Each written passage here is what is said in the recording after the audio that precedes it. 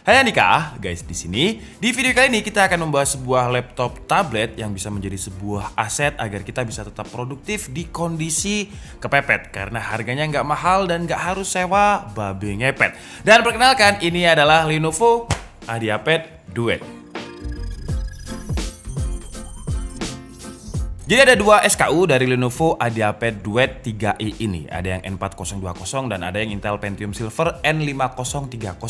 Nah, yang kita bahas ini adalah yang Pentium Silver N5030 dengan 4 core 4 thread.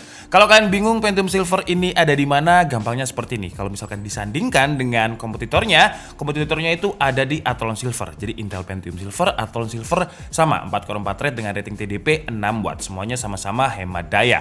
L3 case-nya pun juga sama 4 MB.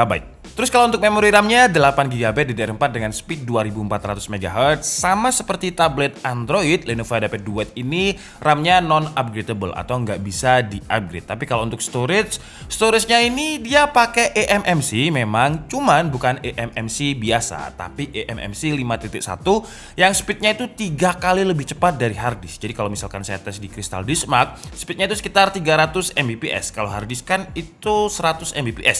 SSD SATA 500 Mbps. Jadi gampangnya seperti ini ya untuk menganalogikan si speednya storage-nya Lenovo IdeaPad Duet ini.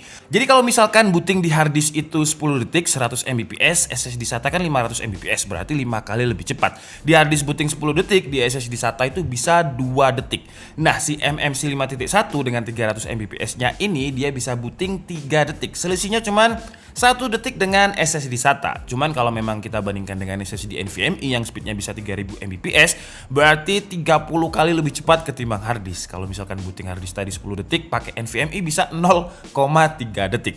Ya emang sayangnya dia nggak pakai SSD, cuman karena MMC-nya ini udah 5.1, 300 Mbps, 3 kali lebih cepat dari hard disk. Jadi menurut saya kalau kita lihat dari harganya, it's okay lah. Harganya berapa emang? Harganya ini sekitar 7 jutaan. Untuk link pembeliannya kalian bisa langsung cek di kolom deskripsi.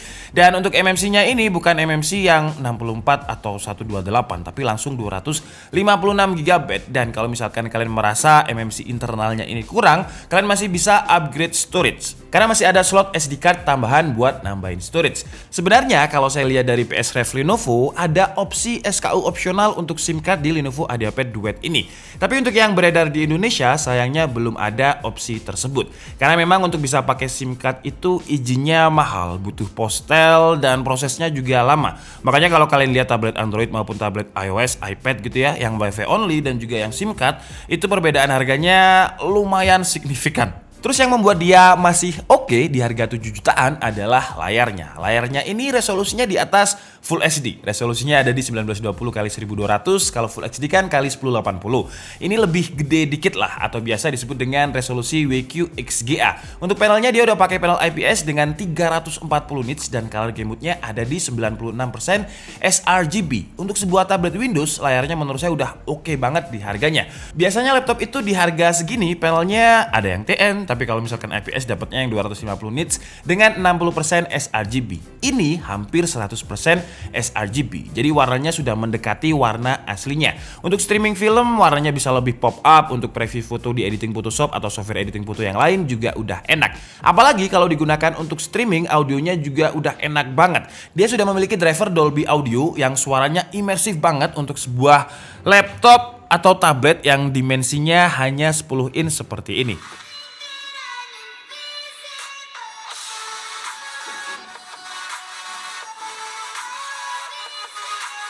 Terus kenapa namanya duet? Karena layarnya ini diduetkan dengan keyboard ketika menjadi mode laptop. Untuk sistemnya detachable seperti ini atau bisa dicopot, diangkat. Nah, bedanya dengan Lenovo IdeaPad Flex itu bisa diputar 360 derajat sampai belakang. Jadi dia bisa menjadi mode tablet, cuman si keyboardnya itu ngikut, jadi posisinya seperti ini. Sebenarnya sama-sama convertible, cuman beda segmentasi. Kalau misalkan Lenovo IdeaPad Duet ini biasanya digunakan oleh orang yang memang biasanya sehari-hari lebih menggunakan mode tablet ketimbang mode laptop. Jadi ya bisa jadi tabletnya aja, keyboardnya bisa ditinggal di mobil atau nggak dibawa, ditinggal di rumah.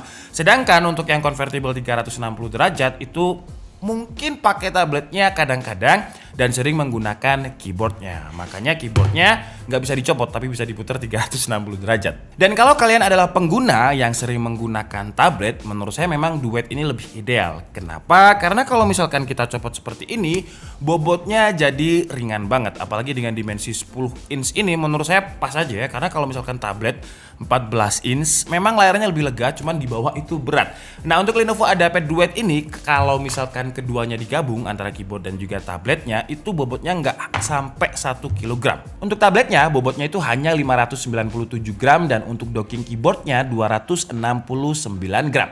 Tapi karena keyboard yang dinamakan Lenovo dengan keyboard Folio ini tipis dan ringan banget, tebelnya itu cuma 6 mm dan bobotnya 269 gram tadi, jadi feel tactile-nya kalau yang terbiasa dengan keyboard laptop, apalagi keyboard laptopnya Lenovo yang mengadaptasi dari keyboardnya ThinkPad, dan kalian pasti tahu kalau saya adalah penggemar keyboardnya Lenovo, cuman untuk seri Duet ini saya nggak terlalu ngefans karena feel-nya awal-awal akan agak kerasa aneh. Kenapa itu tadi ya? Karena dia terlalu tipis, jadi feel tactile-nya itu kurang, empuknya juga kurang, dan untuk bagian touchpad ini juga travel distance-nya terlalu pendek. Karena sekali lagi cuman 6 mm ketebalannya. Ya, memang untuk mengejar tipis dan ringannya, biar tabletnya enak dibawa kemana-mana, harus ada yang dikorbankan. Kalau secara desain, di seri Duet ini mirip dengan Microsoft Surface dengan di bagian belakangnya ada aluminium sebagai penyangga layarnya ketika kita pakai mode laptop. Dan perbedaan warna di bagian belakangnya menurut saya jadi menambah unsur bisnis, unsur elegan banget dari desainnya. Tabletnya orang kantoran banget lah. Kalau untuk dockingnya menggunakan bahan material kayak kain gitu, jadi feel bisnisnya lebih kerasa lagi kalau dipegang. Saya pribadi suka banget dengan desainnya ya. Tuh, apalagi di kamera tuh terlihat, wah, Microsoft Surface tapi versi terjangkau. Terus kalau untuk kamera, standarnya tablet, jadi dia ada kamera depan dan kamera belakang. Kamera depannya 2 megapiksel, belakangnya 5 megapiksel. Yang kualitasnya menurut saya ya kualitasnya standar laptop. Kalau untuk kamera kira-kira seperti ini nih suaranya. Dia juga sudah ada mikrofonnya, jadi kalau misalkan kalian gunakan untuk WFH, Zoom, meeting, kira-kira kualitasnya seperti ini. Dengan lighting yang proper masih terlihat oke banget, walaupun hanya 2 megapiksel dan untuk video dia hanya bisa 720p 30 fps. Lanjut, sekarang kita bahas masalah baterai. Untuk baterai kalau secara kapasitas angka nggak besar, 30 watt hour. Cuman karena Intel Pentium Silver itu hanya butuh 6 watt tadi, jadi hemat daya banget. 30 watt hour udah bisa lama. Ketika kita tes video playback 1080p Wi-Fi off, brightness-nya 50%, volume ada di 20%, dia bisa bertahan sekitar 10 jam 7 menit. Kalau misalkan saya gunakan untuk browsing dengan Wi-Fi on dengan settingan yang sama, dia bisa bertahan sekitar 9 jam 7 menit. Orang rata-rata kerja itu 8 jam, sekolah saya udah nggak tahu sekolah sekarang berapa jam, tapi seharusnya masih cukup lah. Lanjut ke konektivitas. Wi-Fi-nya pakai Wi-Fi 5 802.11 AC, Bluetooth-nya versi 5, dan untuk portnya pasti lebih lengkap ketimbang tablet Android. Dengan di bagian kirinya terdapat 2 buah USB Type-C yang support power delivery dan juga DisplayPort. Jadi maksudnya DisplayPort itu kalau misalkan kalian ngerasa 10 inch ini layarnya kurang gede nih, kalian bisa pakai Type-C yang support DisplayPort untuk kalian koneksikan ke layar juga. Terus juga ada SIM tray untuk slot SD card tambahan tadi dan ada audio jack combo. Di bagian kanan ada tombol power, volume up and down, dan di bagian docking ada tombol untuk aktifkan Bluetooth. Jadi docking keyboardnya ini memiliki dual connection. Yang pertama magnetic seperti ini, detachable, jadi ada magnetnya. Dan yang kedua di bagian sininya pakai Bluetooth. Jadi kalau misalkan kalian aktifkan Bluetooth-nya dan kalian pengen keyboardnya agak jauh juga bisa seperti ini ya. Dan kalau misalkan kalian punya smart TV yang memiliki Bluetooth juga, kalian bisa gunakan keyboard ini untuk dikoneksikan dengan smart TV juga. Karena kalau misalkan kita cari film di smart TV itu kan pakai remote ya, satu-satu gitu. Pakai keyboard ini aja biar lebih enak, lebih cepat ngetiknya. Kalau ngomongin performanya ya Pentium Silver banget lah, kelas-kelas medium ke bawah lah. Saya coba untuk main game di BlueStack ya, pakai Mobile Legends, pakai emulator, lagnya ini Masya Allah.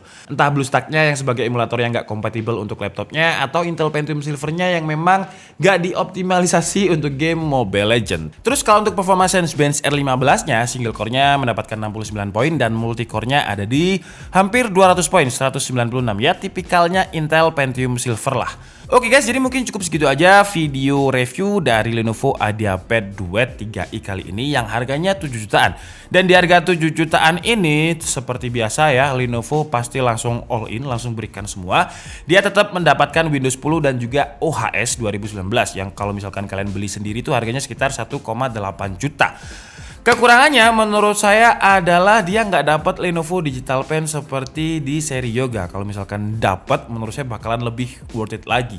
Terus kekurangan lainnya menurut saya sayangnya storage-nya ini nggak pakai SSD. Padahal kalau mau masukkan SSD seharusnya Lenovo bisa karena M.2 NVMe itu ada yang 2220, 2240. Jadi kalau dimensi atau ukuran sebagai alasan menurut saya enggak sih ya. Tapi kalau harga yang mungkin kenapa harus MMC nggak pakai SSD, ya make sense lah karena harganya udah relatif terjangkau. Dan terakhir sebenarnya Lenovo IdeaPad Duet ini buat siapa? Karena kalau buat kalian yang terbiasa dengan tablet Android dengan harga 7 jutaan, pasti kalian akan langsung pilih Android karena tablet 7 juta itu biasanya udah dapet yang flagship dengan Snapdragon 865, MidPad 11 ya yang kita review kemarin tuh RAM-nya 6GB, audionya Harman Kardon.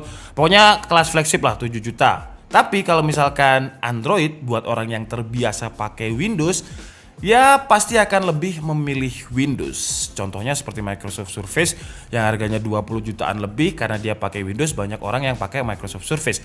Karena sebenarnya nggak bisa dibandingkan lah, nggak apple to apple. Ini namanya Windows to Android, beda ekosistem gitu. Jadi kalau orang Windows ya Windows, orang Android ya Android.